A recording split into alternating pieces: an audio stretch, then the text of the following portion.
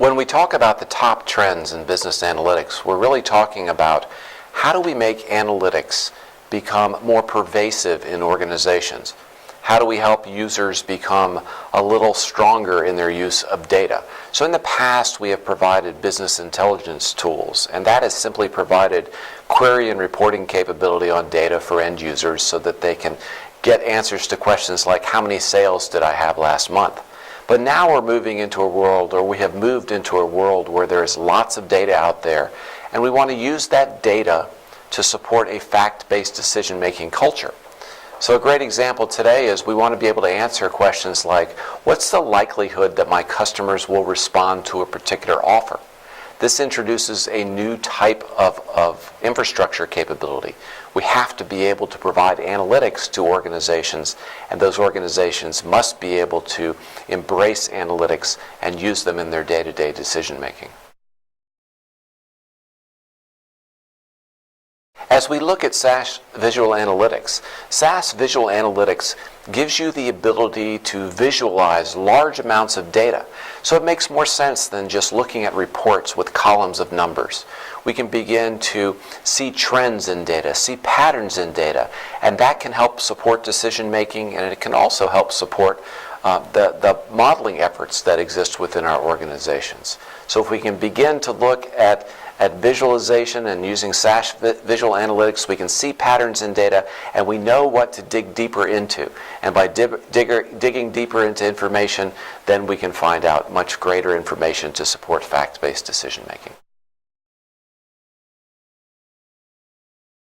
When we talk about data today, well, everybody's talking about data today if you think about it. Whether it's regular data or big data, it's all the same. We are accumulating massive amounts of data.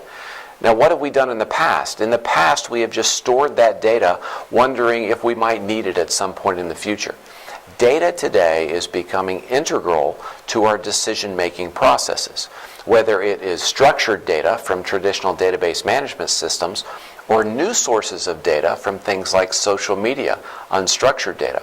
We now have a wealth of information, a wealth of data available to us that we can do things like visualize, that we can do things like analyze with modeling. Data is no longer an option for organizations. Data is something that organizations and governments must embrace to support their constituents. As we think about data and as we think about analytics, what are the powers that reside in that information? We can definitely look into the future of our organizations. It's no longer about using data to just look at what we did in the past. With data and analytics, we can look at future aspects of our organization with high reliability in terms of the confidence that we can gain from those analyses. And as we look at who can control that or who can help us in our organizations, we see the emergence of the data scientist. What is a data scientist? A data scientist is someone who bridges the gap between the modelers, the people that really crunch the numbers, and the people who own the business units. The data scientist helps us bridge the gap and helps us all understand what's possible and how we can use data to better our environments.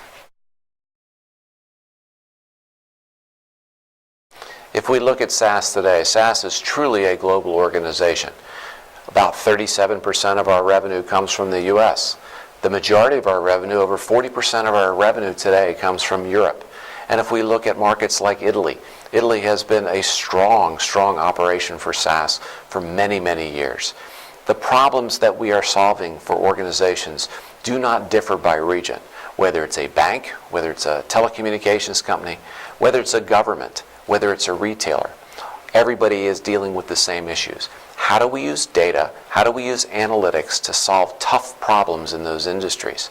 And when we look at the markets, they're all dealing with the same thing. Analytics and data right now is probably the hottest market out there today.